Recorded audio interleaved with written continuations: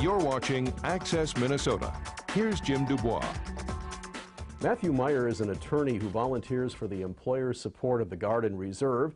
He also won a Volunteer of the Year award from the Department of Defense in 2010. Matthew, welcome to Access Minnesota. Thank you, Jim. It's a pleasure being here. Tell us about the ESGR and how does the organization help Guard and Reserve members? Well, ESGR stands for Employer Support of Guard and Reserve. It's a Department of Defense program set up in 1974 specifically to encourage support of employers of our Guard and Reserve members. Traditionally, there has been a concern that as the defense of the nation shifted more to the Guard and Reserves, that employers who hire those service members, the Guard and Reservists, need to be recognized, that they need to be encouraged somewhat in supporting their Guard and Reservists because they serve as well as their employees do. Oftentimes there is certain burdens that are put upon employers under federal statute, specifically USERRA, which is the Uniformed Services Employment and Reemployment Rights Act. And as the name suggests, it requires reemployment of service members after they are activated for training or deployments or whatever.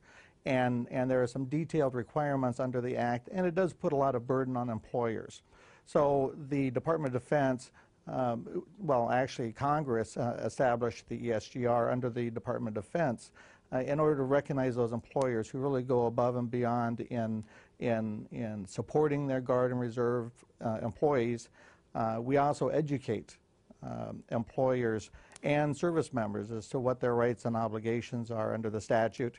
And traditionally, the third part of our mission has been to provide mediation services. As an attorney, I am trained to mediate disputes that may arise between an employer and a service member employee.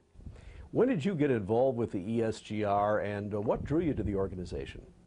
Well, as a veteran myself, I was a Marine sergeant during the 80s. I've always had an affinity towards the military, and especially after 9/11, many of us were looking for what opportunities were out there to help our service members.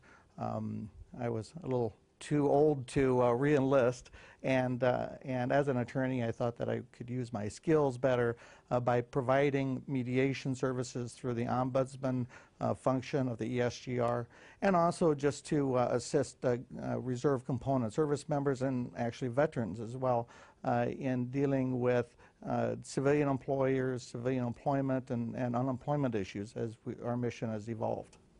What makes the transition from military to civilian life so challenging, particularly in the employment arena? It is a burden on their employers when they have to hire a replacement, and then once a service member returns from deployment, they have to reemploy them at what's called an escalator position and provide benefits, and it burdens those particular employers. And unfortunately, I think that there are some employers out there who are aware, maybe they do it subconsciously, but they are aware of some of the burdens that they face in hiring a reserve component service member, and may, in their initial hiring decision, decide not to. There are other issues, particularly with the active duty veterans, and I have personal experience with this. After serving 6 years in the Marine Corps, 3.5 years of which was overseas, it was difficult to make that transition from the military, a completely different culture, to the civilian world, and especially civilian employment.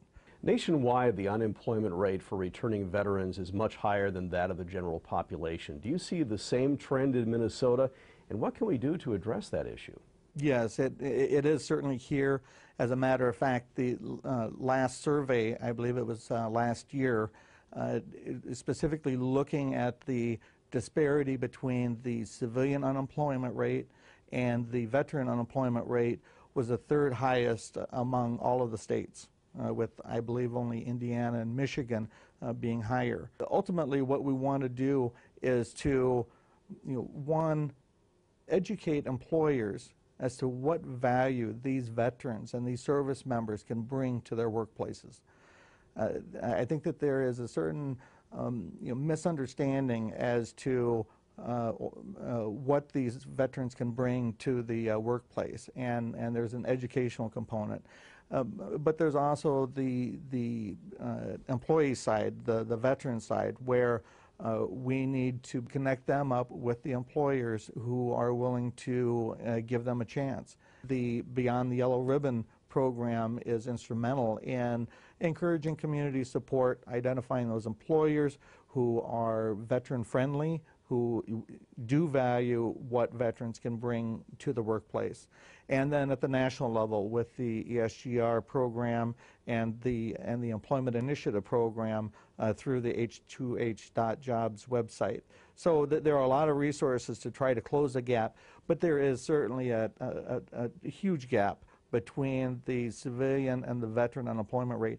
And quite frankly, it impacts most the 18 to 24-year-old range of the post 9/11 veterans group. There are a number of ways, whether it is through education, whether it is through incentives to the employers, or whether it is through just making the veteran employee more marketable to prospective employers. We're addressing all of those particular factors in trying to combat the high unemployment rate among veterans. Mathew Meyer is a Minneapolis-based attorney who volunteers with the employer support of the Guard and Reserve. Mathew, thanks so much for joining us on Access Minnesota. Thank you, Jim.